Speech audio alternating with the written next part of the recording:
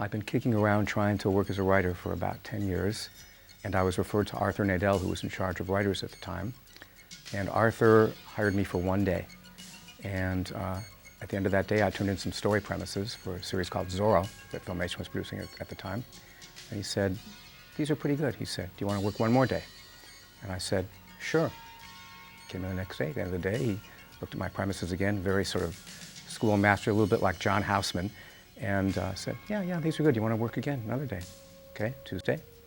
Wednesday, want to work for the rest of the week till Friday? Yeah, great. I hadn't had a job in my life. This is like, I couldn't believe how good it was going, how well it was going.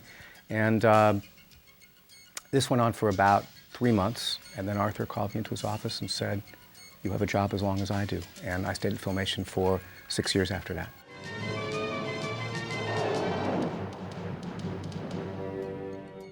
Filmation didn't really have story editors per se. Rather, Arthur was in charge of all of the writers. Having said that, those of us who were on staff functioned in many ways as story editors and did most of the rewriting of the freelance scripts that came in.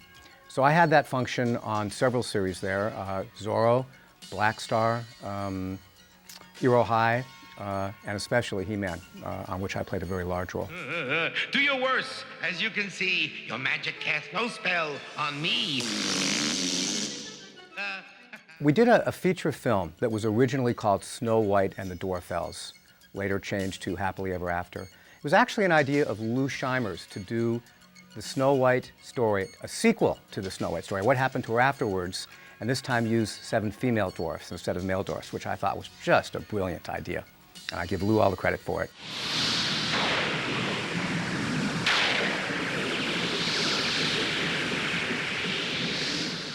I was asked to write the script. I really wanted to have somebody to write it with because I think writing a feature script by yourself is a challenge.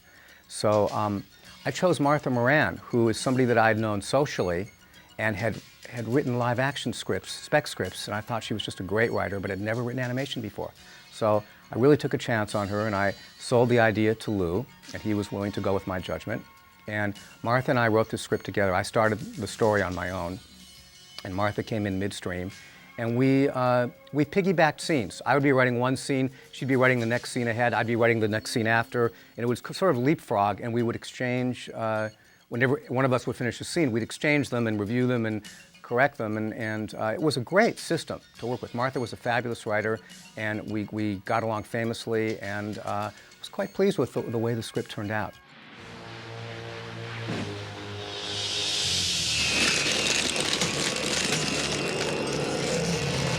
The other thing that happened in the writing of the Snow White script is naturally Martha gravitated towards some of the characters and I gravitated towards the others. I tend to gravitate towards comedy characters. So a lot of the comedy in that script was really more my doing, and a lot of the sort of action and jeopardy Martha seemed to have a sort of a stronger feel for. So we seemed to sort of specialize in certain areas of the script, although we both worked on it together. It's no use. I just can't get it right. Come on. Come on.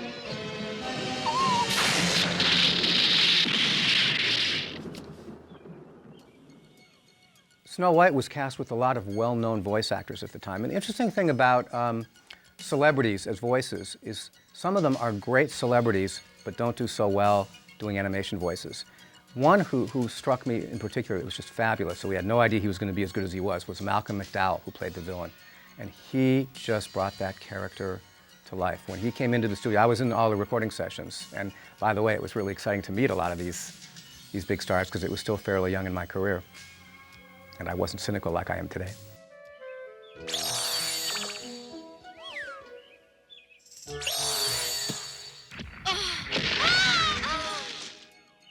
On Snow White, Lou had, I thought, a really interesting and sort of radical idea, which was to cast Irene Cara as Snow White, who was kind of big from Flashdance at the time, but not really what you would visualize when you think of Snow White. In fact, she was the antithesis of what you would visualize.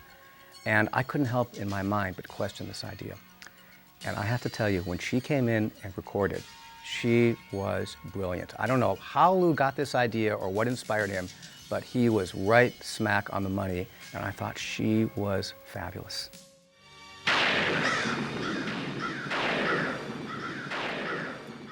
The Snow White movie was the first thing that I had worked on at Filmation, and in my career for that matter, that was a theatrical feature.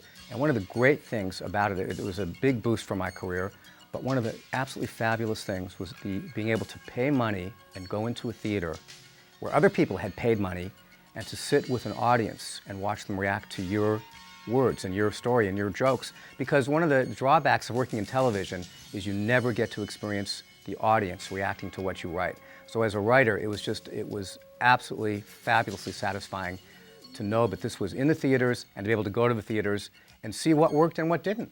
And fortunately, most of the things seemed to work pretty well.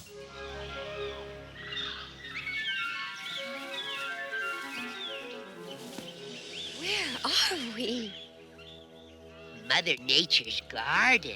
It's so exciting to know that the things that not only I, but so many of us worked on all these years ago is finally sort of being unearthed and coming to light and being released in a quality way on DVD and with all these extras.